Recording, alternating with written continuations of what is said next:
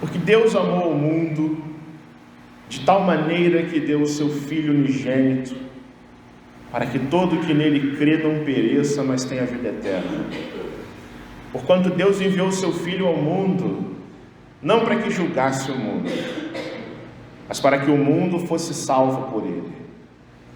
Quem nele crê não é julgado. O que não crê já está julgado, porquanto não crê no nome do unigênito Filho de Deus. O julgamento é este, que a luz veio ao mundo, e os homens amaram mais as trevas do que a luz, porque as suas obras eram más. Pois todo aquele que pratica o mal aborrece a luz, e não se chega para a luz, a fim de não serem arguidas as suas obras. Quem pratica a verdade aproxima-se da luz, a fim de que as suas obras sejam manifestas, porque feitas em Deus. Louvado seja o nome do Senhor Jesus. Ó Pai, nós te buscamos mais uma vez, Senhor, nesta manhã, confiados no teu amor, salvos pela tua graça e reconciliados com o Senhor por intermédio do nosso Salvador, o Senhor Jesus. Despertados pelo Espírito Santo, crentes na tua palavra, Senhor, esperançosos da tua segunda vinda, Senhor Jesus, com o coração desejoso de ser perdoado e ser transformado, Senhor, de enxergar tão importante mensagem que acabamos de ler nesse texto. Deus amou o mundo e enviou o seu Filho. Desperta o nosso coração, Senhor. Elimina as distrações da nossa mente, Senhor. Põe-nos todos em contato direto com o Espírito Santo, para entendermos a tua palavra, aplicarmos ao nosso coração, no nome santo do Senhor Jesus. Amém. Irmãos queridos, o nosso Salvador foi alguém neste mundo que sempre provocou reações das pessoas. Não era um palestrante de um auditório simples, em que as pessoas ouviam ensinos, voltavam para casa, sem terem algum tipo de aplicação para as suas vidas.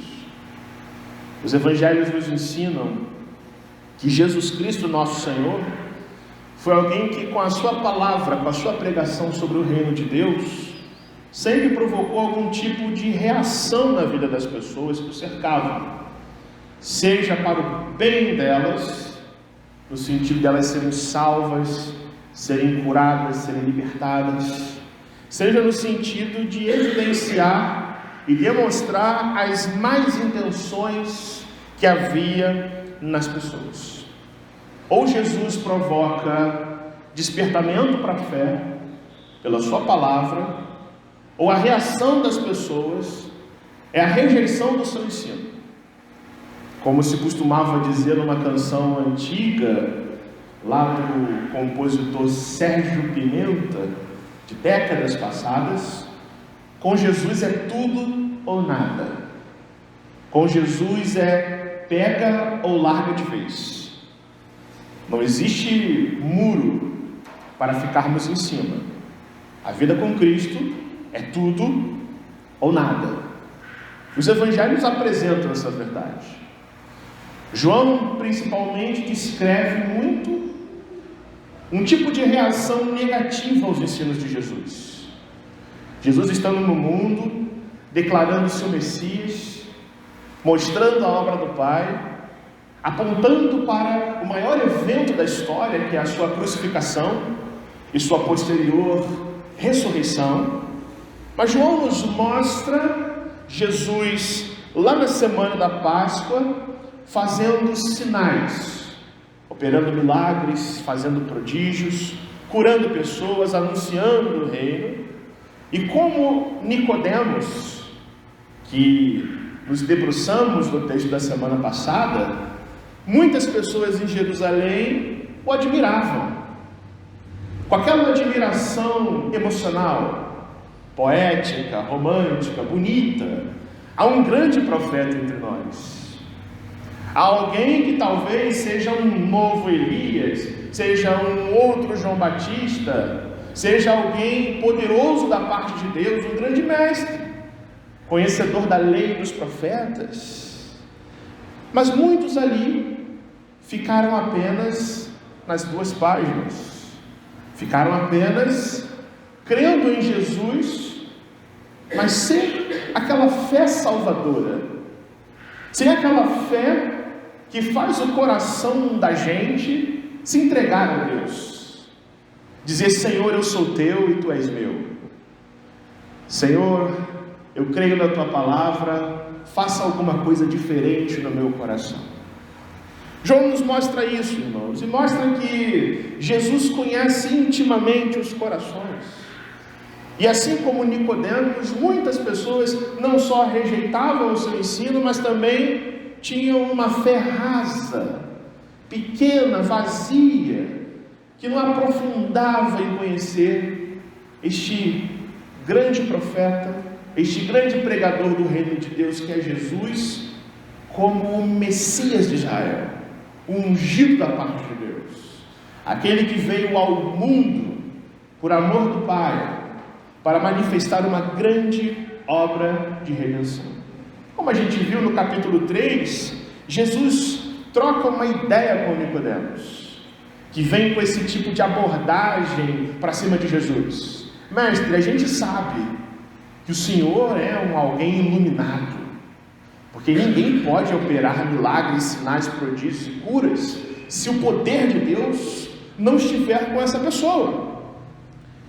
E aí Jesus traz uma mensagem para um povo que está apegado ao que ele faz, e uma mensagem extremamente necessária para aqueles que se aproximam de Jesus só com segundas intenções, só pensando no que Jesus pode fazer para abençoar, para curar, para melhorar a vida na terra. E Jesus fala para Nicodemos: importa-vos nascer de novo. Importa-vos nascer de novo. Quem não nascer da água e do Espírito não verá o reino de Deus, não verá o Pai na eternidade. E aí Jesus prossegue essa pregação, explicando a essência do Evangelho, explicando a sua missão, e faz um aprofundamento, explicando qual é o princípio de tudo. Por que eu e você somos crentes? Por que o novo nascimento não é só algo necessário para nós, mas sim algo possível? Por que Deus opera então transformação nas pessoas? Por que Deus tira as pessoas do lamaçal do pecado e os transporta purificados para uma nova vida? E Jesus entra no famoso versículo 16, do capítulo 3 de João, que a gente sabe de cor, que a gente lê na caixinha de promessas, que até os incrédulos sabem, porque Deus amou o mundo, e de tanto amar o mundo, deu seu Filho, entregou o seu Filho como oferta pelo pecado, a fim de que toda pessoa, de toda língua, de toda tribo, de toda nação, que se aproxime com fé, essa fé sincera, não fé nos milagres, não fé de mera admiração, eu sei que Deus existe, eu sei que Deus é bom, mas com uma fé que faz o coração tremer, que faz a gente se humilhar, que faz a gente abrir os olhos, enxergar a Cristo. Tenha a vida eterna, não pereça, mas tenha vida eterna. Eu quero expor esse texto, irmãos, esse texto famoso da Bíblia, esse texto que a gente gosta de evidenciar o amor de Deus, e de fato, este texto é libertador da consciência. Mas eu quero dizer a você, que Jesus nos traz nesta manhã, não só uma palavra que aponta para o seu amor, mas traz uma profunda exortação, para que nós entremos no reino, Sejamos crentes, nos voltemos para Jesus e observemos que Cristo é a maior prova do amor de Deus que nos conduz a uma nova vida. Se você vier comigo no texto, Jesus explica o princípio de todas as coisas. Por que nós somos salvos? Por que nós somos regenerados? Por que nós somos transformados? Por que Deus nos santifica, nos justifica, aplica em nós um novo coração? Foi por causa do amor de Deus. Deus amou ao mundo. Não foi porque Deus resolveu apenas exibir o seu poder. Não foi porque Deus apenas quis dizer ao mundo que Ele é Deus, mas porque Deus amou. Deus é amor, como lemos neste culto. Amemo-nos uns aos outros porque o amor procede de Deus e Deus é amor. Quem não ama não conhece a Deus, porque Deus é amor. E esse amor de Deus é de tal maneira, olha essa expressão, porque Deus amou o mundo de tal maneira, com exagero, com força, de uma forma tão indescritível, que nem os anjos conseguiriam descrever a imensidão, a infinitude desse amor, que Ele fez o seu Filho vir ao mundo. E é só por causa disso, e é somente por causa disso, que você pode ser salvo. Nós não somos salvos porque amamos a Deus. Somos salvos porque Deus nos amou. E nós o amamos porque Ele nos amou primeiro. Nós o amamos como um reflexo do seu amor manifestado, não num bilhete, não num outdoor, não numa cartinha, mas numa cruz preenchida com o corpo vivo do seu Filho, oferecido por nós como oferta viva em nosso lugar, para nos salvar. Deus amou, diz João, o mundo, a humanidade caída, sendo pessoas mortas nos seus delitos e pecados, sendo gente de todo tipo, de toda tribo, de toda raça, língua, nação.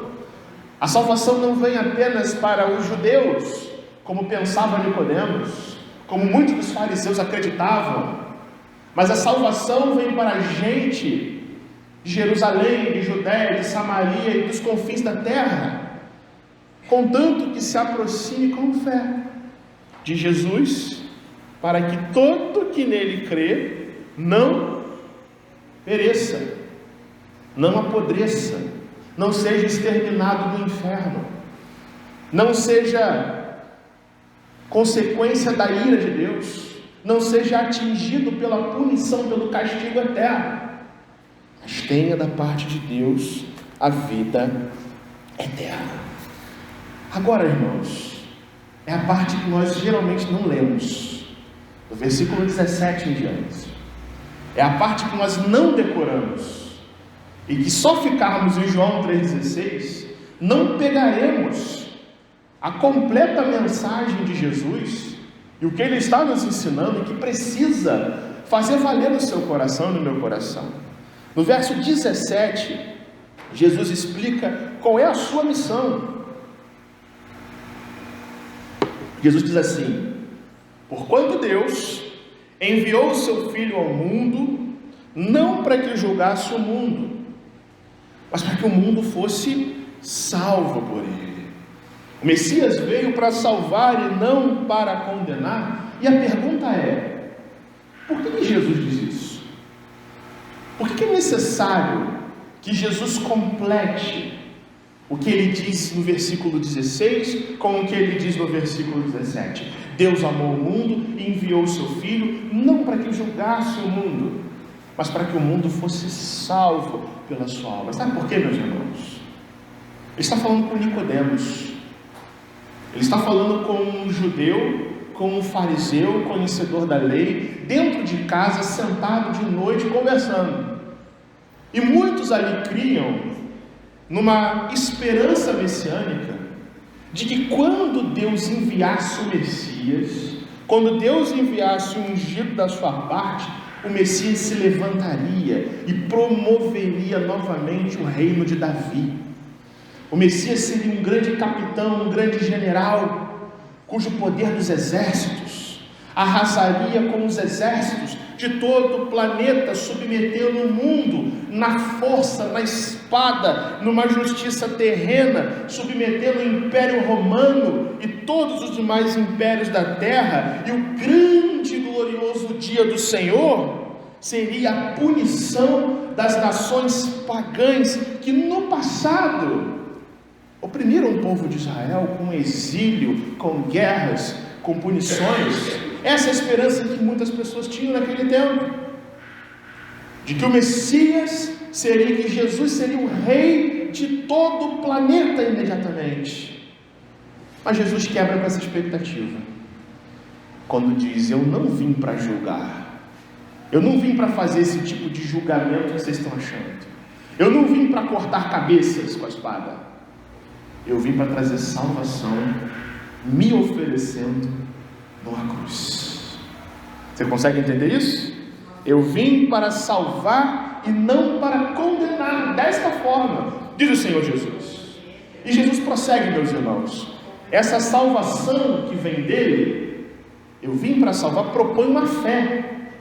Ele diz: quem nele crê, versículo 18, quem nele crê não é julgado.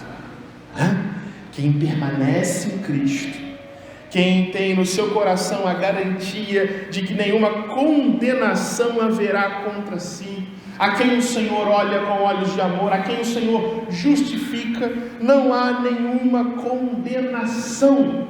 E nisso consiste a salvação, não sermos levados em conta como pecadores, mas como justos, declarados justos no tribunal de Cristo. Mas Jesus também agora vai nos mostrando algumas verdades, irmãos.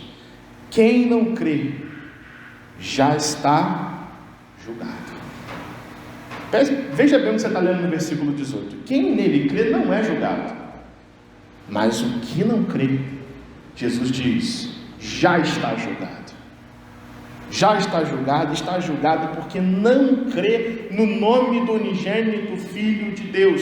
O que consiste o julgamento de Jesus? Não é levantar-se com espada no mundo, mas é fazer um julgamento espiritual sobre as nações. Não crer no Senhor Jesus como Senhor e Salvador é a mesma coisa que rejeitá-lo. E não existe meio termo nessa história. Quem não nascer da água do Espírito não verá o reino de Deus. Quem não crer já está condenado. Quem não toma decisão por Cristo, decide contra Cristo. Quem não se ajunta com Cristo, espalha-se. Quem se aproxima da luz, como Jesus vai dizer, é aquele que encontra salvação. Jesus não brinca, meus irmãos. João 3,16 não é só uma mensagem para você ficar calmo. João 3,16 e versículos seguintes é uma mensagem para você perceber a importância de uma vida com Deus, de você perceber quem é Jesus na sua vida, de você olhar para Jesus como teu Senhor, como teu Salvador. E Jesus fala: as pessoas que são incrédulas de forma obstinada já estão condenadas e vão assim permanecer para sempre. Você percebe isso? Não é apenas uma mensagem bonitinha de um Jesus carente que veio ao mundo trazer salvação. É uma mensagem muito séria. O amor de Deus implica esse olhar necessário para a sua justiça. Qual o motivo do julgamento? Versículo 19. Aí Jesus começa a descrever as pessoas, irmãos. Começa a descrever a mim e a você. O julgamento é este: que a luz veio ao mundo. A luz veio ao mundo, a verdade, Cristo veio ao mundo. E o que os homens fizeram? Olharam para a luz? Jesus diz: e os homens amaram mais as trevas do que a luz, porque as suas obras eram más. Deus amou o mundo de tal maneira, mas o amor do homem não é recíproco. Deus amou o mundo e enviou o seu Filho, mas o amor, a contrapartida, o que o homem tem que dar a Deus por natureza, ele não faz. Jesus diz isso. A verdade, o julgamento, é que os homens amaram mais as trevas do que a luz. Meus irmãos, o ser humano gosta disso mesmo, gosta de trevas. Tudo que há no Senhor, meus irmãos, nos incomoda. Tudo que há em Deus incomoda os nossos pecados. Tudo que há no Deus perfeito e santo, santo, santo se põe em contraposição contra tudo que nós somos. Ninguém decide ser crente pela sua própria força. Ninguém toma uma decisão aproximando-se de Cristo se o Pai não o buscar e não atrair. E é só por causa disso que eu e você somos salvos. E nisso consiste o amor de Deus, em mostrar que a luz veio, a verdade de Deus veio, o Messias veio, e as pessoas dos dias de Jesus estão querendo saber nada, estão preocupados com milagres, estão preocupados com vida boa, estão preocupados que Jesus seja alguém que resolva os nossos problemas aqui na terra. Salvação? Não, a gente pensa depois. Você já viu isso em algum lugar, não? E por que isso acontece? Porque os homens, diz o Senhor Jesus, os homens não são bons por natureza, as suas obras são más, não gostam de Deus, detestam Deus, e só vão gostar de Deus, só vão amar o Senhor, se a luz de Cristo brilhar no coração, e Deus tirar do mundo do pecado, e se Deus aproximar e fazer uma obra na vida da pessoa. Como são essas pessoas que Jesus escreve?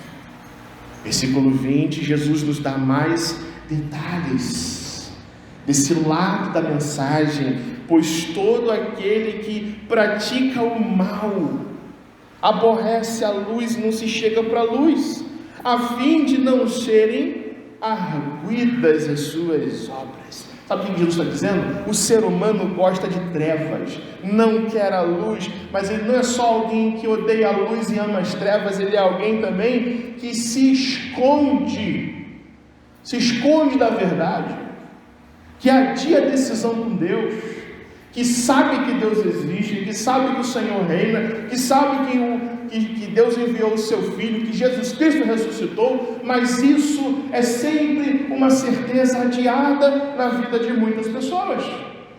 E muitas pessoas escutam a melhor mensagem do melhor pregador, no melhor momento mais frágil das suas vidas, e mesmo assim, muitas pessoas não se reaproximam com Deus. E Jesus está explicando o porquê disso, porque o ser humano, caído no pecado, morto no pecado, envolvido no sistema mundano, foge da luz, porque a luz, quando brilha, expõe sombras.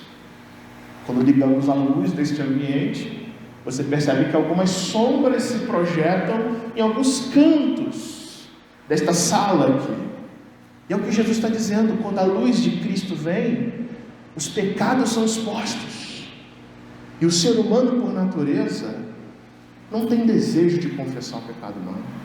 Ele foge a fim de que as suas obras más não sejam arguidas. É gente que evita a verdade, é gente que evita o confronto no íntimo, porque sabe lá no fundo que, por melhor que seja, sempre há obras más. Mas Jesus fecha com uma palavra de esperança no verso 21. Ele diz: pelo contrário, quem pratica a verdade aproxima-se da luz. E João põe as duas palavras na mesma frase: verdade e luz.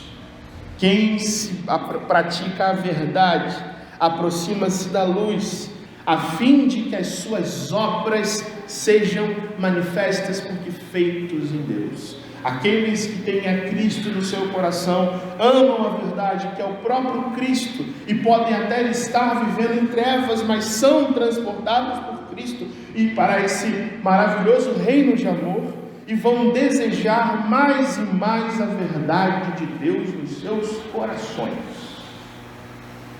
Jesus diz isso para mim e para você nesta manhã, meu irmão. Deus nos amou e enviou o seu Filho. Deus nos deu a sua maior prova de amor. E o que nós estamos fazendo com a nossa vida? É isso que Jesus quer falar ao seu coração nessa manhã. Você já sabe que Deus amou, enviou o seu Filho, mas o que essa maior prova de amor de todos os tempos tem que provocar no meu e no seu coração? A gente tem que perceber, irmãos, que a maior prova do amor de Deus foi publicamente demonstrada no Senhor Jesus. São conclusões que nós tiramos desse texto. Que Deus poderia mostrar o seu amor de muitas formas por nós, fazendo-nos pessoas ricas, abastadas, cheios de dinheiro, tendo o carro do ano, mesmo que você até não desejasse bens materiais, mas nos desse uma boa saúde, nos desse filhos bons, nos preenchesse em todas as necessidades da terra. E ainda assim, nós não passaríamos das mais infelizes de todas as criaturas.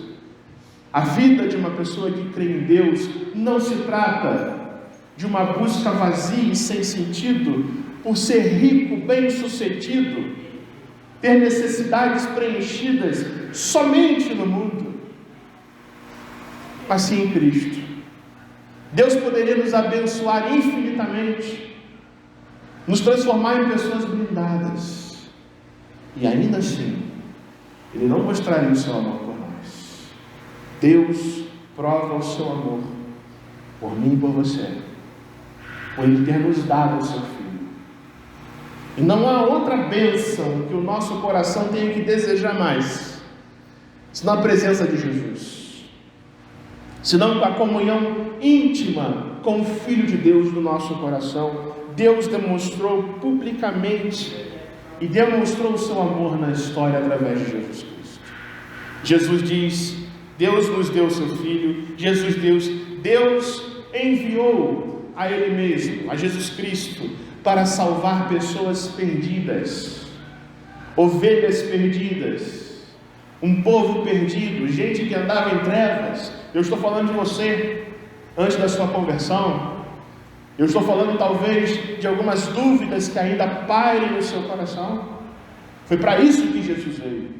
Foi para isso que Jesus morreu e ressuscitou. E a pergunta, meus irmãos, qual é o centro da nossa fé? Por que viemos adorar a Deus? O que estamos fazendo na igreja, na casa de Deus?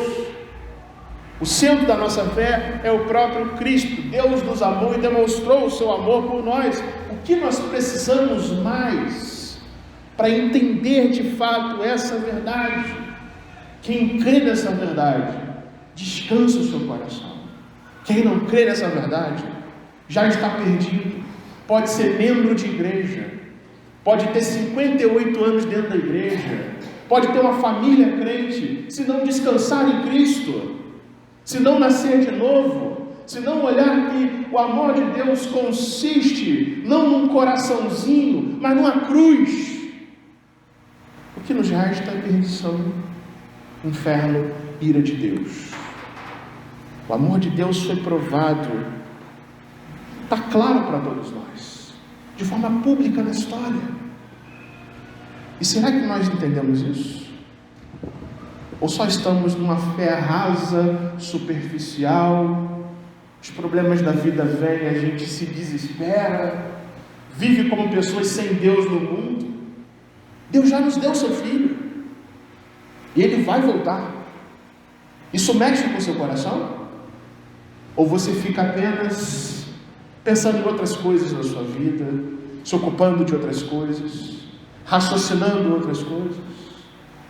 Jesus quer que a gente olhe para a maior prova do amor de Deus, de todos os tempos, e a gente descanse nesse fato. A cruz de Cristo não é apenas um fato histórico, para a gente ter pena de um Jesus dolorido, crucificado na cruz, mas para que a gente entenda o significado espiritual. Ele nos redimiu, Ele nos deu um novo coração, Ele provou o seu amor por nós. Qualquer pessoa que um dia duvide do amor de Deus, tem que ir para a cruz. Deus enviou seu Filho.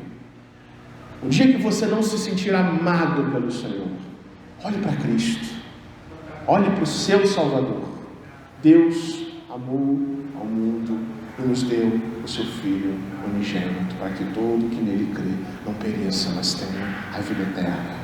Deus veio ao mundo, o Filho do Homem veio ao mundo, não para julgar o mundo, mas para salvar o mundo. Mas essa prova do amor de Deus, ela traz não só esperança para a vida, mas traz salvação de fato. Mas uma salvação para aquele que crê. Isso pode parecer óbvio, mas não é tão óbvio como parece. Jesus diz que a luz veio ao mundo. E mais à frente no Evangelho de João, Jesus vai dizer: eu sou a luz do mundo. Não é isso? Eu sou a luz do mundo. E a luz, meus irmãos, foi feita para ser enxergada. Foi feita para iluminar lugares escuros. Foi feita para nos dar percepção, discernimento, fazer diferenciação entre as coisas de Deus e as coisas desse mundo. Portanto, quem crê e se aproxima da luz tem a vida eterna, por pior pessoa que tenha sido na sua história, por mais que esteja nas sombras. Quem crê não é julgado, mas é salvo. No entanto, a decisão tem que ser tomada. Precisa reagir à luz de Cristo, precisa se aproximar e ouvir a voz de Deus. E portanto, meus irmãos, salvação, Jesus está nos ensinando que salvação não é só a gente ir para o céu. Salvação é aproximar-se de Cristo na terra, com fé salvadora. Eu sei que você sabe disso. Eu sei que você tem muito tempo de igreja e sabe disso. Mas posso te falar uma coisa? Com todo carinho, meus irmãos, nem todo crente tem tido essa fé. Às vezes nós temos fé para a nossa salvação nas nossas atitudes. É tipo assim, olhamos para a nossa vida e levantamos tantas qualidades e dizemos: ah, que coisa boa, eu sou um crente tão bom, Deus deve me amar muito, eu faço tanta coisa na casa de Deus. O meu preferido: eu sou membro fundador de igreja. Esse é o meu preferido. O meu pai foi o presbítero que fundou a congregação. Logo, uma bênção especial existe sobre a minha vida. Queridos irmãos, o que Jesus ensina não é isso. Jesus nos ensina que quando eu e você nos aproximamos dele, a nossa fé, sabe como é que ela tem que ser a nossa fé? Humilde. Sabe como é que tem que ser a nossa fé? Descansada no Senhor. Sabe como é que tem que ser a nossa fé? Cheia de um desejo de sermos santificados, cheia de um desejo de dizer a Deus: Senhor, transforma o meu coração todos os dias. Como diz lá o salmista: vivifica-nos, e invocaremos o teu nome. É isso que Jesus está nos ensinando. Salvação é a gente aproximar-se de Jesus assim e ter a nossa vida, as nossas atitudes transformadas por esse aproximar. A maior prova do amor de Deus nos ensina o que é salvação de fato. Salvação não é um atalho para o céu. Salvação é um caminho na terra. Salvação não é só uma esperança futura, é uma realidade presente. Cristo nos salvou. E a gente está fazendo o que com isso? Cristo nos deu de graça o seu Filho. E será que a gente tem olhado para o seu Filho como sendo Ele aquele que de fato nos satisfaz, nos preenche, nos livra das decisões erradas que tomamos? Essa pergunta deve ser feita ao meu e seu coração.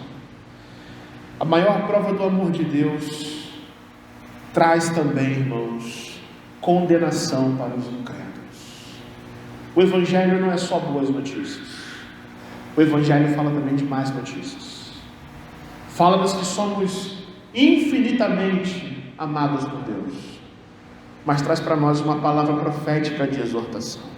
Nos versos 19 e 20 que lemos, o Senhor Jesus resume da seguinte forma: o ser humano é mau por natureza. O ser humano é incrédulo por natureza.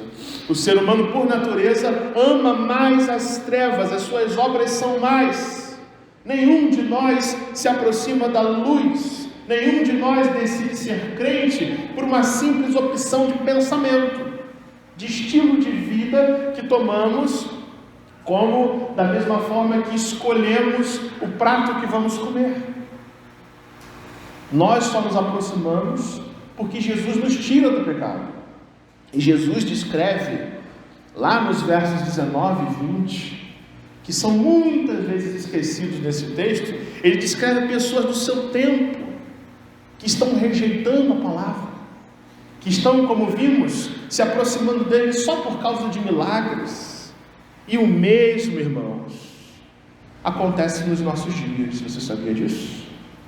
Que Cristo já veio ao mundo, Cristo já morreu há 2000 anos atrás, Cristo já ressuscitou dentre os mortos, e a mensagem do Evangelho é pregada no mundo todo. Mas sabe o que as pessoas fazem? Continuam rejeitando. E Jesus explica aqui por que muitas pessoas rejeitam a mensagem do Evangelho. Sabe por que rejeitam? Porque o ser humano é mau por natureza. Tudo que há no homem não ama a luz, mas as trevas. Ao menos que Jesus entre na vida e rompa com isso, não há esperança. E aqui existe um ponto, irmãos, que a gente tem que perceber nessa manhã. A Bíblia não ensina que Jesus é um ser carente, mal amado, que precisa muito de mim e de você para ele ser um Senhor. Jesus não é alguém necessitado nesse sentido, que se entristece quando o seu amor por nós não é correspondido. Jesus diz aqui no texto, para aqueles que rejeitam a sua palavra, o seguinte: vocês já estão condenados, e serão eternamente condenados, e de forma justa, porque preferiram a escuridão espiritual do pecado, amaram as trevas e rejeitaram a luz. Jesus não está falando de pessoas que ouviram o Evangelho e rejeitaram, não por serem pessoas ignorantes, mas pessoas que, por terem ouvido a verdade, que mesmo tendo ouvido a palavra de Deus no seu coração, na sua alma, tomam uma decisão de continuar vivendo no pecado. E eu sei que você está pensando em algumas pessoas aí, mas eu não estou falando delas, eu estou falando de você. Eu sei que nessa hora a gente pensa no parente nosso, que a gente fala de Deus e o cara nunca toma jeito. Mas Jesus não está falando só dele. Você e eu podemos ser assim, sabia disso? Você e eu podemos declarar com a nossa boca que amamos Jesus, mas temos atitudes mais compatíveis com as coisas do mundo do que com as coisas de Deus, do reino de Deus. Isso é rejeitar a Cristo também. Eu e você podemos dizer: eu sou crente, sou evangélico, sou da igreja presbiteriana de Sulacap, e chegarmos à casa do Senhor frios e sem nenhum desejo de adorar a Deus. Isso acontece frequentemente nas nossas igrejas. Não perca de vista que Jesus está dizendo isso para uma pessoa crente. É Nicodemos, um sabedor da lei de Deus, alguém criado na religião. Portanto, meu irmão, essa mensagem é para você e para mim.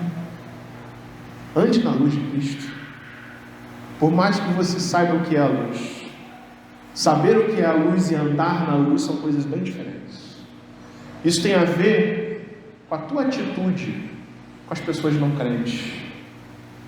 Isso tem a ver com os problemas da tua vida, com as reações raivosas que temos e descontroladas, por não estarmos apegados à graça do Senhor.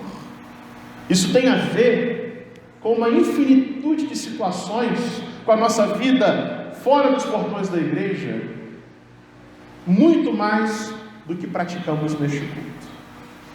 Jesus nos chama nesta manhã, irmãos, a olharmos sim para o seu amor. Ele nos ama e nos dá de graça a salvação, mas é preciso que eu e você aprendamos a olhar para Cristo e termos satisfação somente em Jesus. É preciso ter satisfação só em Jesus. Amém? Vamos acordar agora e repetir essa frase? Ter satisfação só em Jesus. E só em Jesus. Se eu e você cremos que Deus nos ama e enviou o seu Filho, também cremos que temos tudo. Se Deus nos deu o melhor, o seu Filho unigênito, o que a gente precisa mais para ser feliz? Tudo se torna consequência da vida com Cristo. Deus quer que você nessa manhã se sinta amado e se sinta preenchido pelo seu amor. Ele ama você. E alguém que envia o seu único Filho, envia, desejoso em salvar você, desejoso em libertar você dos seus pecados, desejoso de aproximar-se cada vez mais de você. Portanto, Jesus precisa ser a nossa fonte de satisfação, de preenchimento, de busca, de necessidade do coração. É preciso crer também e não só admirar. Amém? Juntos? É preciso crer e não só admirar. Não basta admirar. Mera admiração por Jesus não salva. A fé salvadora faz com que a gente se apegue somente a Cristo como nosso Redentor. Faz com que a gente tenha arrependimento para a vida. Faz com que a gente deseje ser mudado. O nosso vazio do coração tem que ser admitido. Eu e você temos vazios, irmãos, que só podem ser preenchidos por Jesus. E muitos preenchem outras coisas. Mas a gente precisa crer em Jesus dessa forma e sairmos da mera admiração, ter um encontro com Cristo real e sincero. Por fim, é preciso reagir e não só se sentir amado. Vamos repetir? É preciso reagir e não só se sentir amado. Você deve se sentir amado por Deus, Ele ama você, mas é preciso reagir a esse amor. É preciso reagir a esse amor, e por isso Jesus chama a gente a nascer de novo. E é por isso que Jesus nos manda ouvir a voz do Espírito Santo. Como você leu no texto, desperta você que dorme, se aproxime da luz de Cristo. É preciso, meus irmãos, que a gente pare de rejeitar a palavra de forma prática e amando mais a Cristo, e que a nossa luz, como Jesus diz, brilhe diante dos homens, para que o mundo glorifique ao Pai que está no céu. Se você sabe que Deus te ama, se você crê que Cristo veio ao mundo morrer a sua morte, para que você tenha a vida dele, você nessa manhã é convidado a refletir sobre isso, a sua vida com Deus. Ela precisa ser mais profunda, ela precisa ser menos superficial. Nós temos que parar de arranhar a superfície, irmãos, e mergulhar nas profundezas do amor de Deus. Ele nos ama, Ele enviou seu Filho para morrer por nós. Que Deus nos abençoe.